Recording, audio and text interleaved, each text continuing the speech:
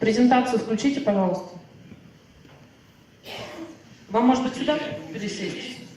Да, давайте сюда.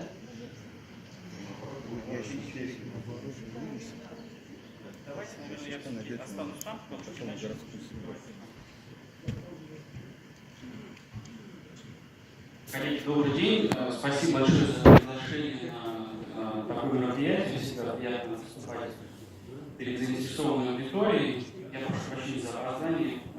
Прямо с самолета сюда для того, чтобы поучаствовать в секции. Название нашей секции название нашей секции сформулировано «Оправданные инструменты развития Дальнего Востока». Сформулировано в прошедшем времени. И я в докладе попытаюсь, может быть, на голых, жестких цифрах показать, видим ли мы сейчас уже эффекты от применения этих инструментов. Следующий слайд, пожалуйста. Видите, не работает. Отлично. Значит, как бы ни менялась региональная политика России, Дальний Восток остается одним из приоритетов. Безусловно, есть базовый приоритет, связанный с развитием человеческого капитала, сближением населения в разных формах. Этот приоритет кочует из программы в программу, из стратегии в стратегию, никуда его не деть.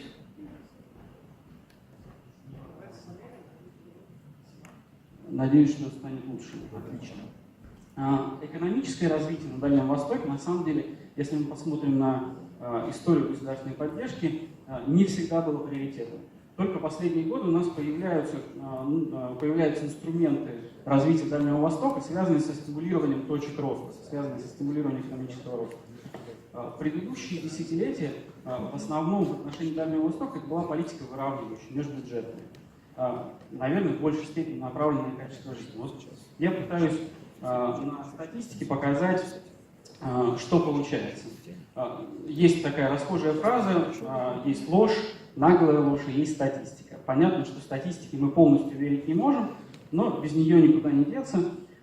И все-таки есть некоторые показательные цифры, показательные индикаторы. Каждый раз, когда я буду говорить о какой-то сфере, будет такой буллет со знаками вопроса, это цифра, которую очень часто манипулируют. И будет буллет с восклицательными знаками, это очень близкая цифра, которая скорее показывает реально происходящую картинку. Следующий слайд, пожалуйста.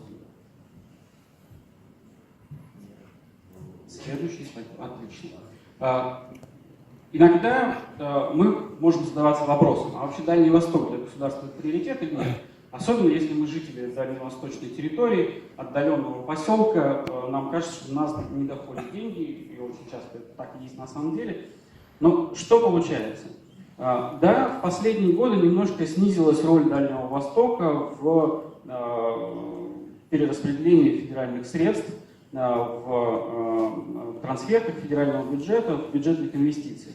Ну, мы понимаем, с чем это связано. Во-первых, появился Крым, который оттянул на себя ресурсы, да, и доля поменялась. Во-вторых, закончился мегапроект в Приморском крае, и это резко обрушило все показатели.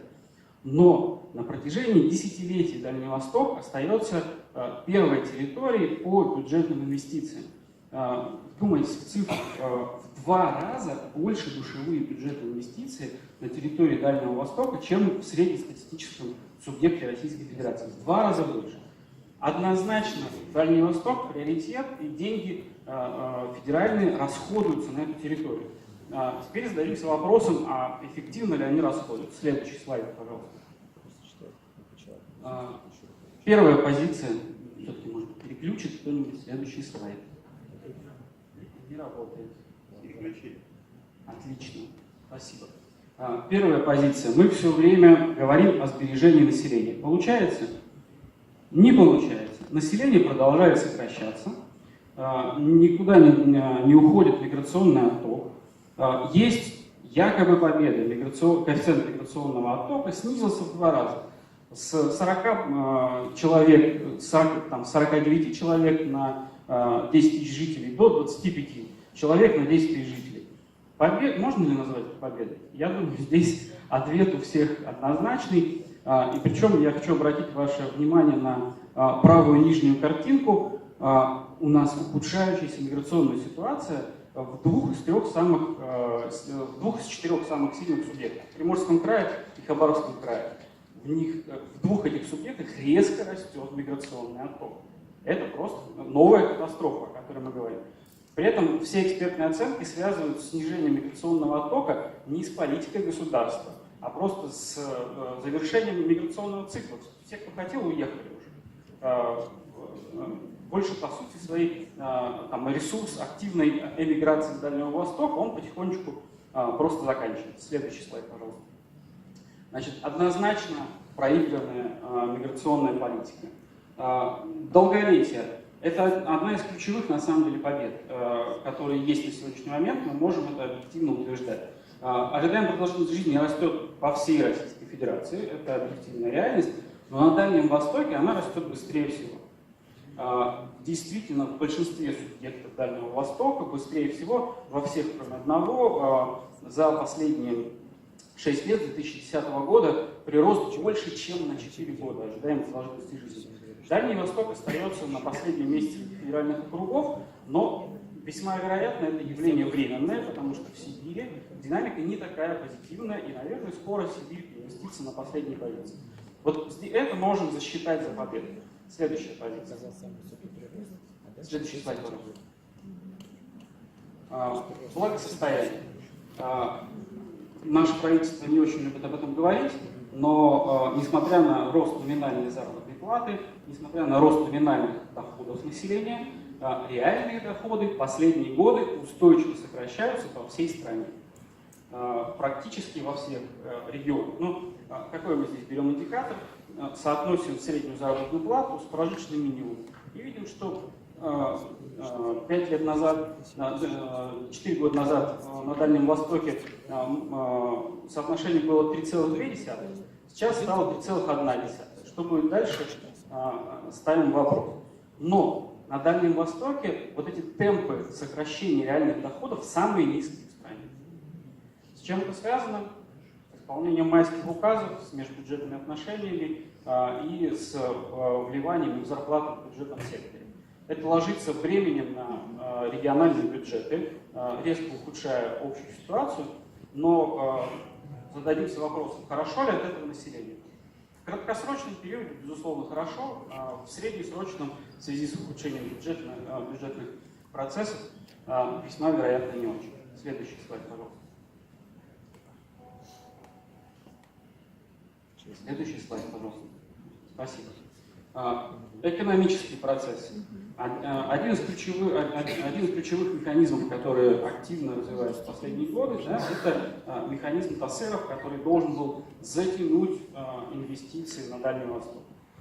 Мы совершенно не видим позитивного движения в большинстве регионов.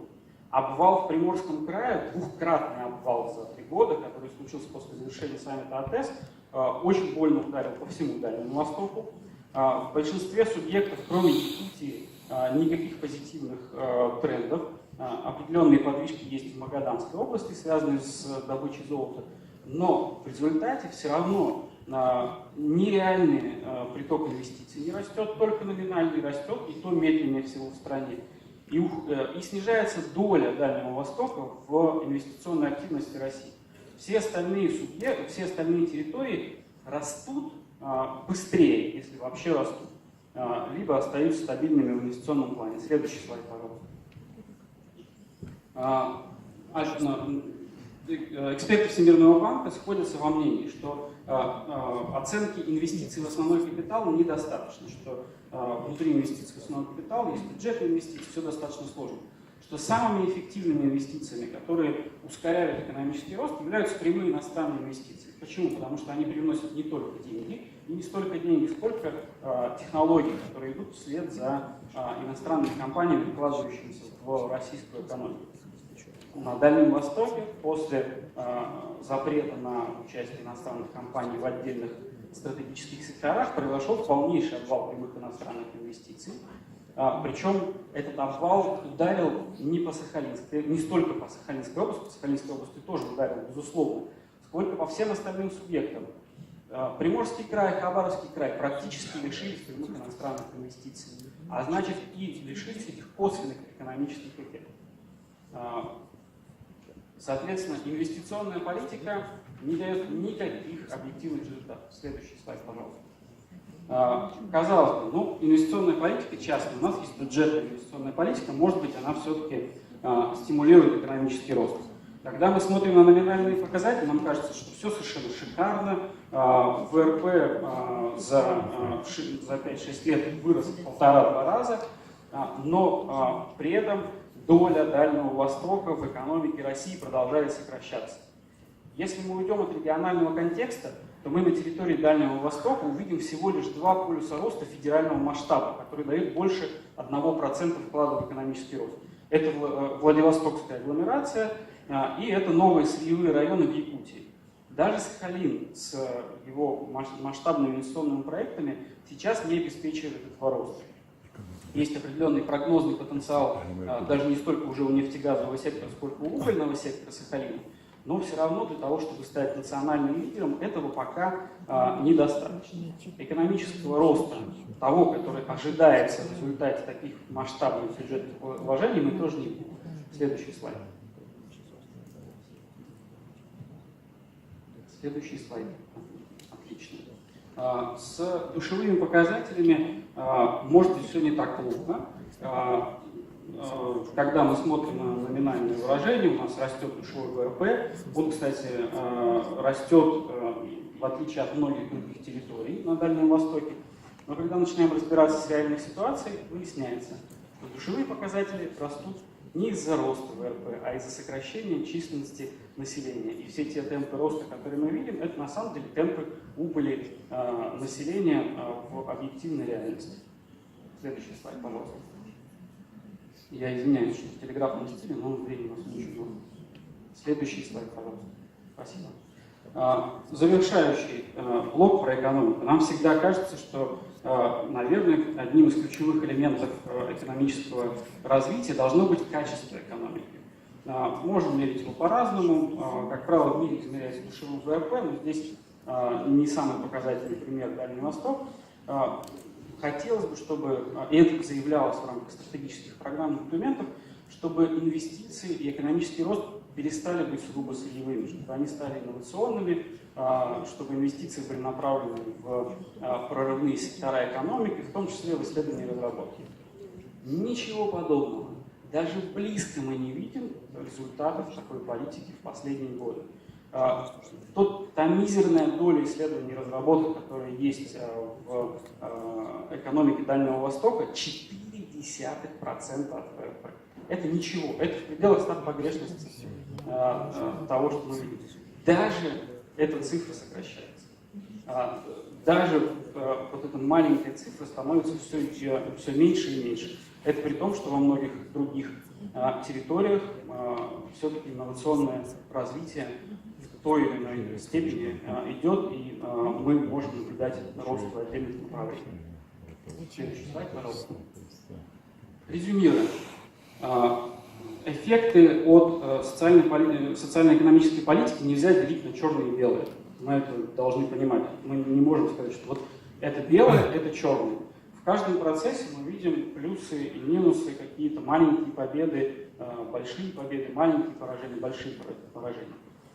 Когда мы смотрим на результаты социально-экономической политики на Дальнем Востоке, мы должны сказать, что есть однозначный позитивный сдвиг в отношении человеческого капитала. Пока это не эффективный результат, но сдвиг тренда уже произошел.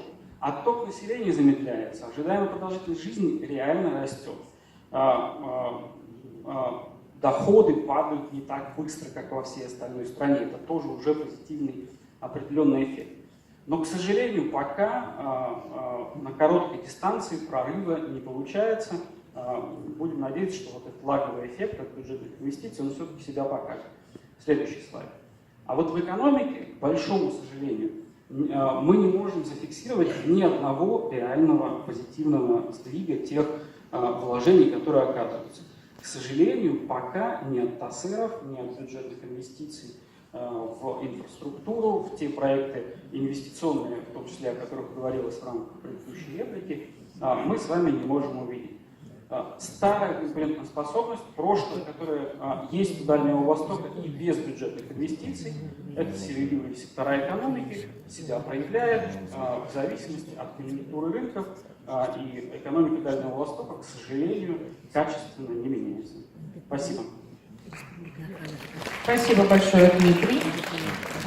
На тот уровень классного экономического анализа перевести, который у вас был в классовой части доклада. Это же конкретные вещи. Абсолютно конкретно и отвечу на ваш вопрос. Все исследования конкурентоспособности, динамики социально-экономического развития на уровне субъектов Российской Федерации, реальных территорий показывают, что ключевые факторы. Первое – это концентрация населения. Есть такие возможности на Дальнем Востоке. Давайте объективно говорить. Владивосток, Хабаровск и областные центры субъектов. То есть это кроме Владивостока и Хабаровска, это реально не конкурентное преимущество. Здесь объективно ничего невозможно изменить. Вторая позиция, ключевая, это транспортная доступность. Да, есть круглогодичные морские порты, определенные подвижки происходят, но большая часть территории Дальнего Востока транспортно слабо связана и изолирована. И здесь быстрых побед быть не может. И третий компонент, который влияет на ключевые процессы, это человеческий капитал или качество человеческого капитала. Вот здесь объективно Дальний Восток впереди всей остальной территории Российской Федерации. Действительно, когда мы смотрим на уровень образования, на Дальнем Востоке сконцентрировано очень образованное население. И это конкурентное преимущество. Поэтому, что бы я сказал, не нужно ждать от государственной политики быстрых социально-экономических эффектов. На них вообще даже, может быть, не нужно рассчитывать. Самое главное – это сохранить человеческий капитал, сохранить это конкурентное преимущество, постепенно занимаясь инфраструктурной политикой, направленной на повышение связанности. Но концентрация населения здесь объективно просто не получится. Никаких результатов государственной поддержки. Просто инструмент гектара был призван эту задачу начать решать. Соответственно, ключевые инструменты – это инвестиции в человеческий капитал, в первую очередь образование, что со здравоохранением все-таки подвижки более-менее позитивные. Второе – это инфраструктурная политика, в первую очередь транспорт.